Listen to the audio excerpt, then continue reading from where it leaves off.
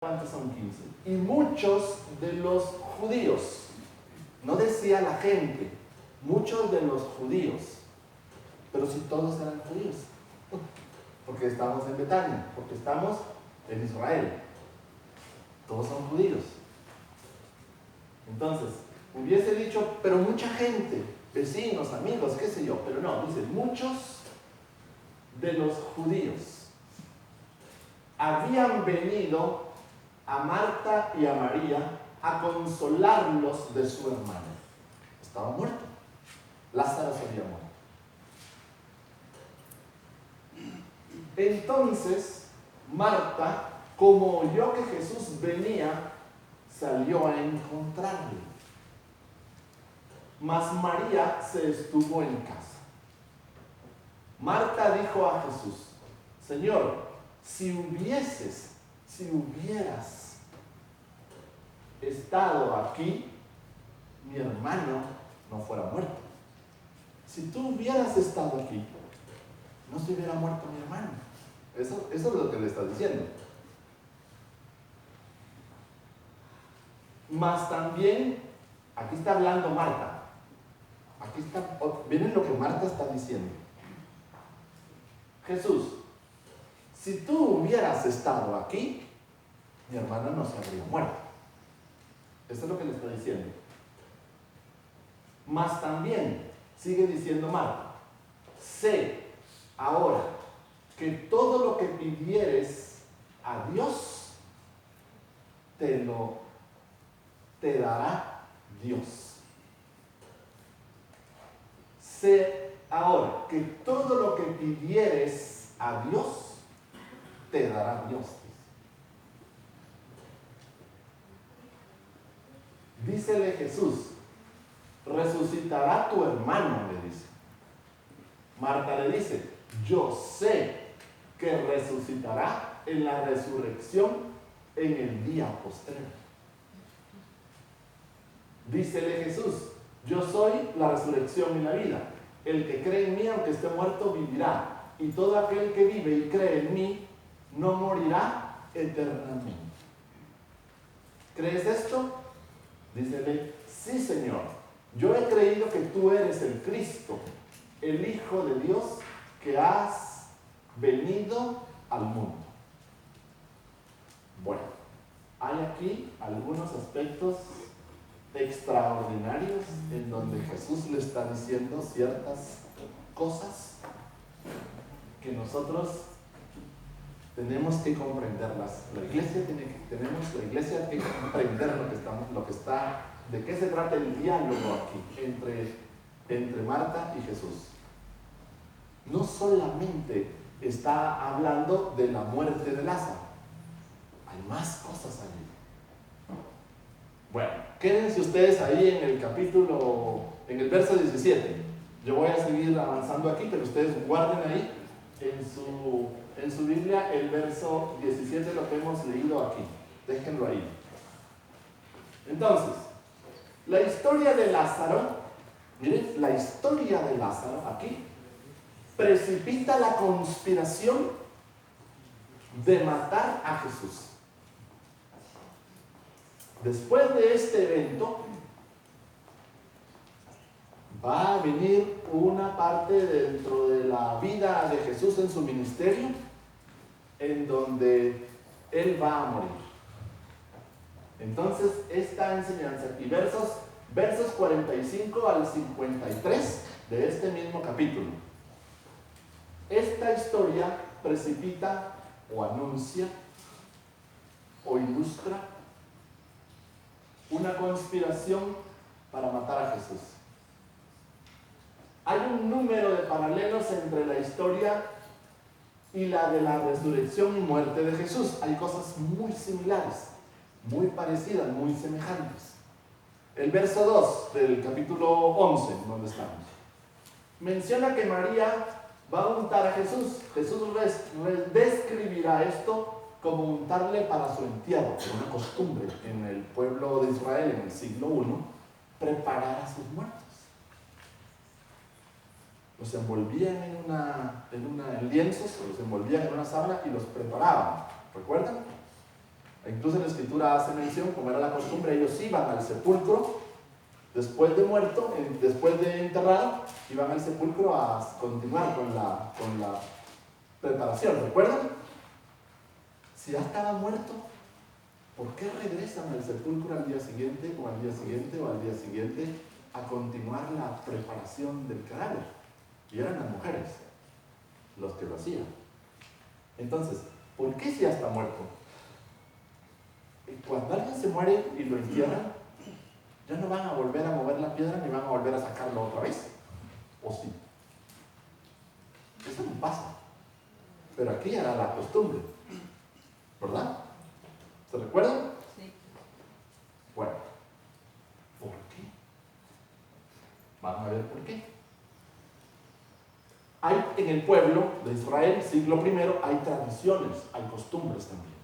Y nosotros, para poder entender a veces los contextos de lo que está hablando la Escritura, debemos de leer las costumbres o las tradiciones o las creencias del pueblo. Porque Jesús también utilizaba las tradiciones, las creencias y las costumbres para enseñarle a su pueblo. Él también utilizaba los costumbres y tradiciones para hacer de ellas parábolas, una enseñanza, una ilustración. Esa es una parábola. Una parábola o una metáfora es utilizar algo de eventos naturales propios de una comunidad o de un pueblo para dar una lección. Entonces, los dichos, en nuestro contexto, los dichos de las abuelitas pueden ser útiles para parábolas, ¿verdad? Mi abuelita decía, es una parábola, es una enseñanza, es un mensaje, es una metáfora, está oculto ahí, pero existe ahí. Bueno, entonces, hay un número de paralelos. Verso 2, menciona que María unta a Jesús. Jesús describirá cómo untarle para su entierro. Ellas estaban viendo. Tomás es pesimista y abierto. Verso 16 del mismo capítulo 11. Igual que lo será antes de ver a Jesús después de la resurrección. La incredulidad. El pueblo dice que eso no es posible. No lo van a creer. Ambos, Lázaro y Jesús, son enterrados en una tumba sellada con una piedra, pero es la costumbre. Esta piedra se mueve para que la persona resucitada pueda salir. ¿Cómo es eso que la piedra se mueve para que la persona resucitada pueda salir? Pero no está muerto, pues. ¿Qué sentido tendría una piedra para poder ser removida y que salga el muerto? Bueno, ¿estamos? Aquí están haciendo una comparación, pero también está inmerso aquí algunos aspectos, como dije hace un momento, están inmersos algunos aspectos importantes de creencias o tradiciones del pueblo. Bueno, Jesús pregunta, ¿dónde lo has puesto? Le pregunta a la hermana de Lázaro. Esta es casi exactamente la pregunta que María le hará al jardinero en la tumba de Jesús. En el capítulo 20 y verso 15. La misma pregunta. Ambos relatos mencionan ropa de entierro, ¿verdad? Bueno. Vino pues Jesús y halló que hacía ya 4 días que estaba en el sepulcro. Verso 17. La gente judía cree, siglo I, que el alma permanece junto al cuerpo por 3 días, esperando reunirse de nuevo con el cuerpo. Al 4.º día, el alma finalmente realiza o sabe que eso no pasará y se va. ¿Por qué entonces iban a mover la piedra con sus muertos y los iban a continuar tratando de continuar conservando el cadáver? Porque había una creencia que el alma permanecía junto o cercano o próximo al cuerpo por 3 días. Pero al cuarto día, cuando veían que no salía el cadáver de la tumba, entonces era irremediable la resurrección. El hecho de que Lázaro ha estado en la tumba 4 días significa que no puede haber posibilidad de que su alma se reúna con su cuerpo. Ya pasaron 3 días. Ya no hay más oportunidad.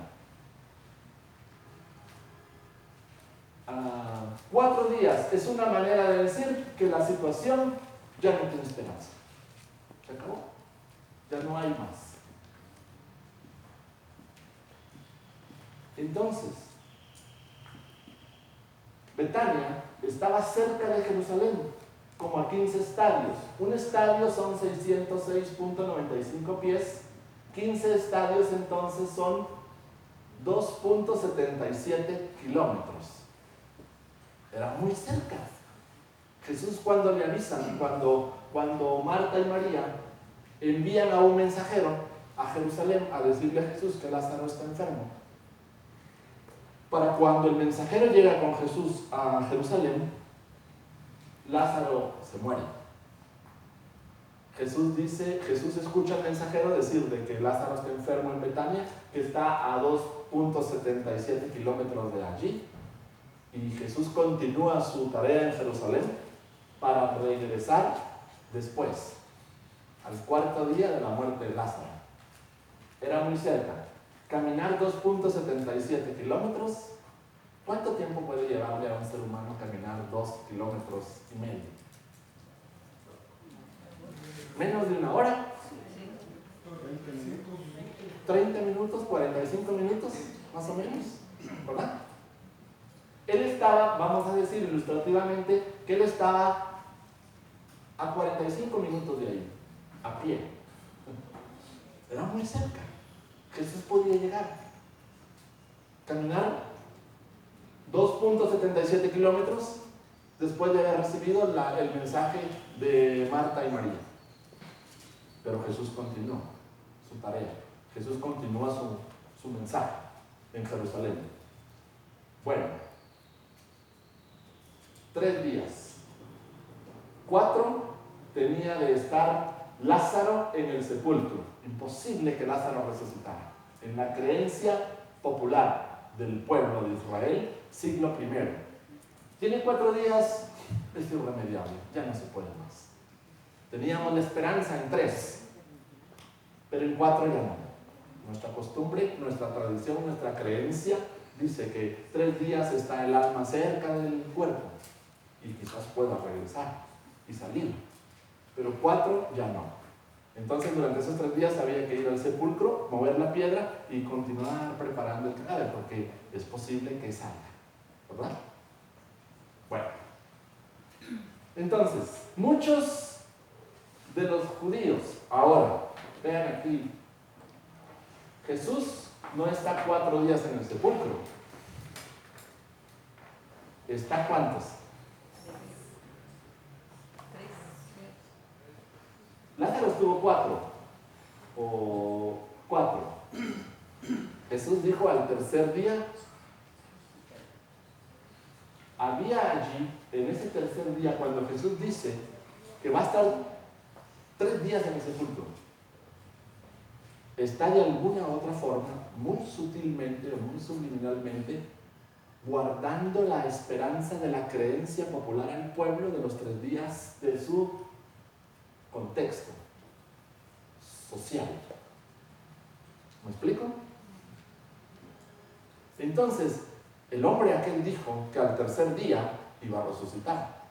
Pongan una guardia de soldados, porque no vaya a ser que vengan sus discípulos y hagan, o su gente que lo seguía, y se roben el cuerpo y nos hagan creer que resucitó. Pero ya está muerto. No, porque nuestra creencia dice que el alma está cerca del cuerpo. La creencia popular del pueblo. ¿Me explico? Estoy tratando de explicarme de tal forma que hay creencias, tradiciones que están chocando con el Mesías. Está guardando Jesús. Cuando hacemos mención del tercer día, Jesús está guardando la esperanza muy sutil en una creencia de un pueblo. Aquí dijo, es 4 días, es cuarto día, ya no, es imposible. Bueno, Betania estaba cerca de Jerusalén como a 15 estadios. Entonces, muchos de los judíos habían venido a Marta y a María, muchos de los judíos, a consolarlas de su hermano, verso 19.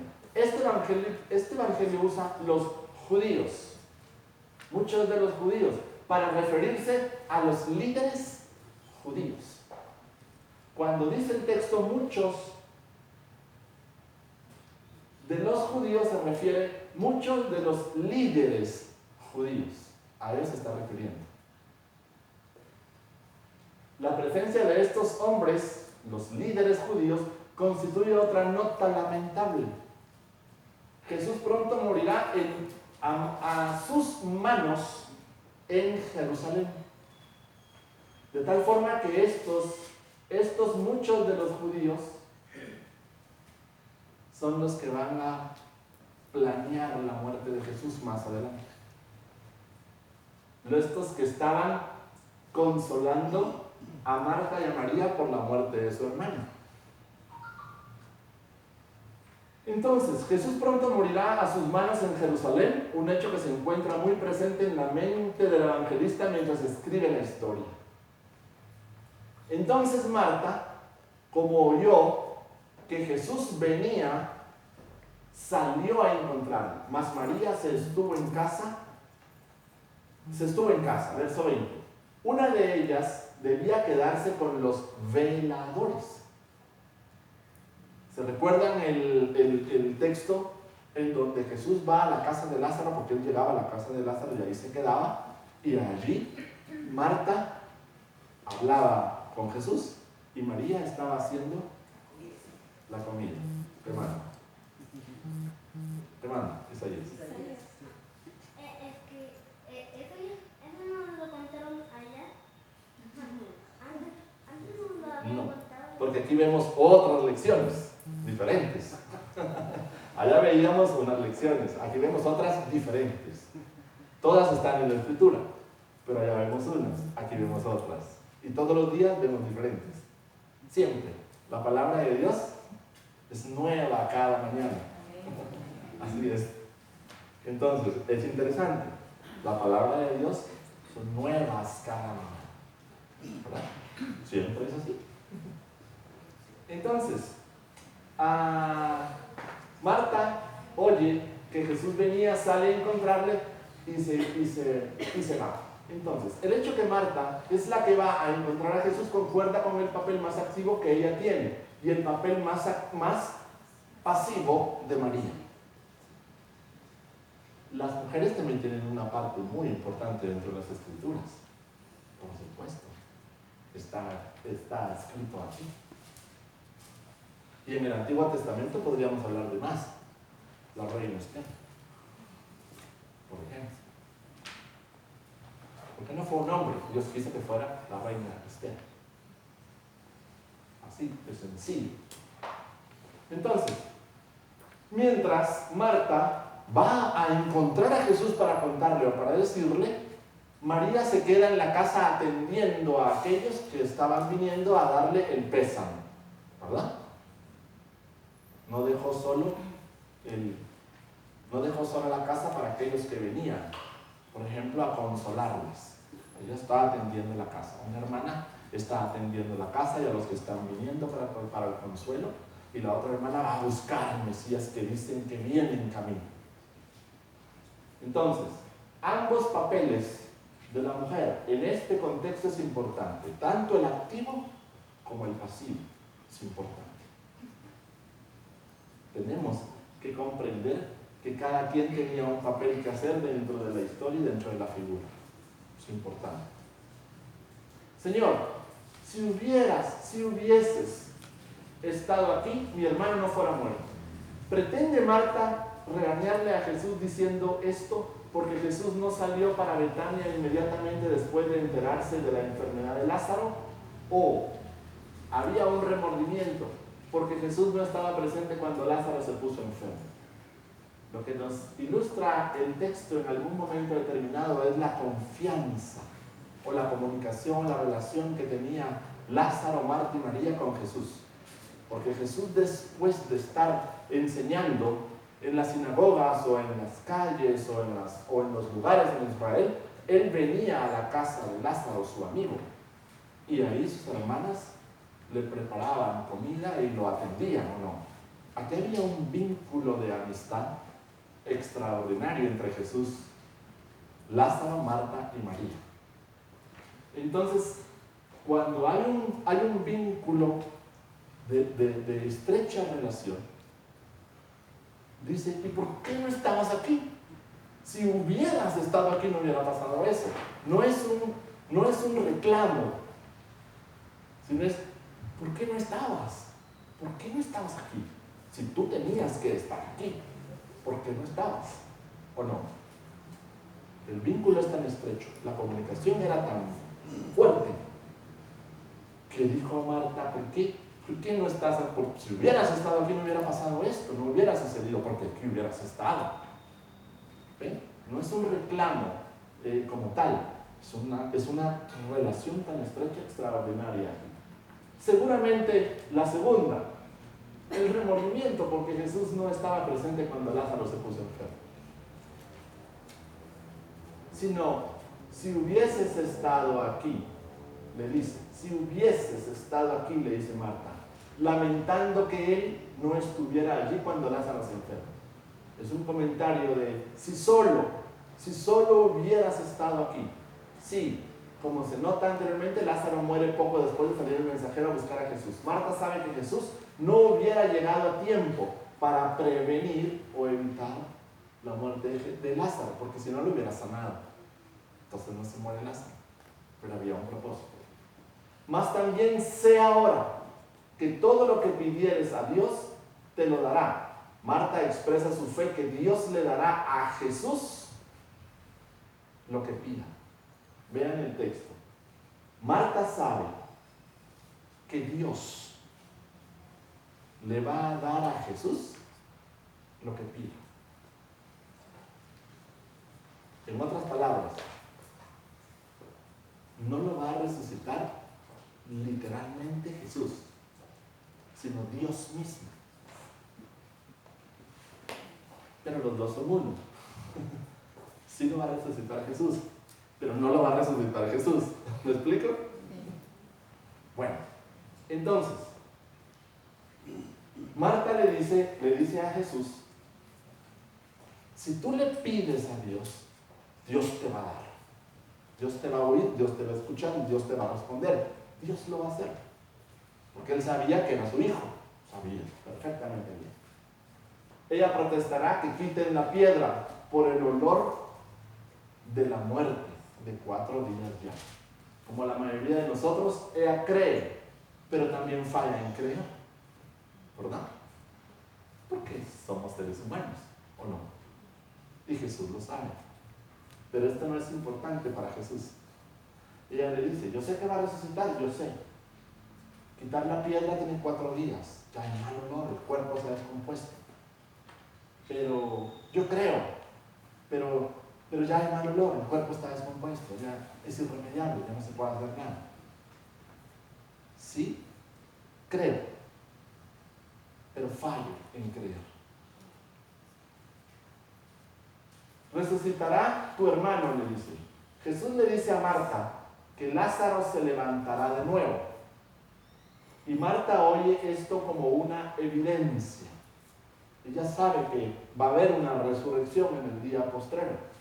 Si Jesús se levantara de nuevo en la resurrección, eso es una pequeña consolación hoy, está hablando de su hermano. Lázaro está muerto ahora y esta es una cruel realidad. Yo soy la resurrección y la vida. Verso 25. Miren aquí esto. ¿Quién es yo soy? Es un nombre. Yo soy es un nombre. No, él está diciendo que él es la resurrección y la vida. Sí. Pero en lo profundo, en lo escondido, el escudriñar la Escritura, dice, yo soy. Cuando dice Jesús, yo soy la resurrección y la vida, está refiriéndose no a Él mismo, literalmente hablando, sino se está refiriendo al Padre. Entonces, quien está hablando a Marta aquí es Dios mismo, a través de su Hijo. El Hijo está hablando no de Él, el Hijo está hablando del Padre. El Padre está hablando a través del Hijo. Como la mujer samaritana, ¿se recuerdan en esta lección? Si supieras quién te habla. Pues tú, el Mesías, Jesús. No, si supieras quién te habla. Pues tú, no. Si supieras. ¿Verdad? No estaba hablando de Él, estaba hablando del Padre. Yo soy. Este es el centro de esta lección. Mientras que amamos a esta historia, la resurrección de Lázaro es más importante por su revelación de Jesús como la resurrección y la vida. La promesa de resurrección y vida no se encuentra en un evento distante, sino que ya están disponibles en la persona de Jesús. Este hecho nos asegura que sea en vida o en la muerte ya no tiene poder sobre nosotros. Bueno, una de las varias manifestaciones de yo soy de Jesús en este evangelio, manifestaciones que revelan la verdadera identidad de Jesús.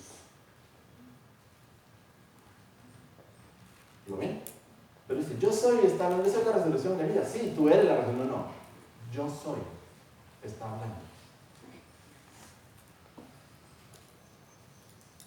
Manifestaciones que revelan la verdadera identidad de Jesús.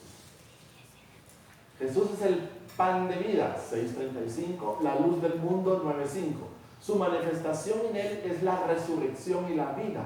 Es el punto clave para las manifestaciones del yo soy. Así es como se manifiesta.